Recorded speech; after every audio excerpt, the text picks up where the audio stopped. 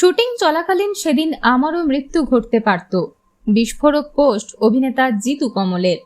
অভিনেতা রাহুল অরুণোদয় বন্দ্যোপাধ্যায়ের আকস্মিক মৃত্যুর পরেই সামনে আসছে একের পর এক চাঞ্চল্যকর অভিযোগ।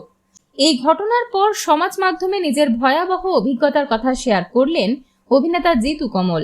জানিয়েছেন, শুটিং চলাকালীন এমন পরিস্থিতির মুখোমুখি হয়েছিলেন যেখানে তার প্রাণ সংশয় পর্যন্ত তৈরি হয়েছিল। জিতুর অভিযোগ, একটি শুটিং এর সময় গুরুতর অসুস্থ হয়ে পড়ে তাকে হাসপাতালে ভর্তি হতে হয়।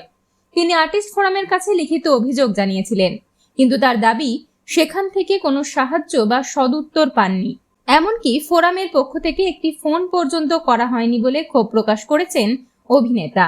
তিনি আরো বলেন, যখন কোনো প্রোডাকশন সংস্থার পক্ষ থেকে শিল্পীদের বিরুদ্ধে অভিযোগ ওঠে তখন দ্রুত ব্যবস্থা নেওয়া হয়, কিন্তু শিল্পীদের সমস্যার ক্ষেত্রে একই তৎপরতা দেখা যায় না। প্রতিবাদী হওয়ার কারণেই তাকে বারংবার টার্গেট করা হয়েছে বলেও ইঙ্গিত করেছেন জিতু। তবে এখানেই থেমে থাকেননি। তিনি কড়া ভাষায় লিখেছেন, ইন্ডাস্ট্রির একাংশ শিল্পীদের ক্ষতি করার চেষ্টা করছে এবং আর্টিস্ট ফোরামের ভূমিকা নিয়েও প্রশ্ন তুলেছেন। তার কথায়, মৃত শিল্পীর পায়ে ফুল দেওয়াই কি তবে ফোরামের প্রধান কাজ? এই মন্তব্য ঘিরে শুরু হয়েছে নতুন বিতর্ক। শুটিং ফ্লোরে কি পর্যাপ্ত নিরাপত্তা নেই? শিল্পীদের সুরক্ষার গাফিলতি কতটা? এই প্রশ্নগুলো এখন ঘুরপাক খাচ্ছে গোটা টলিউডে।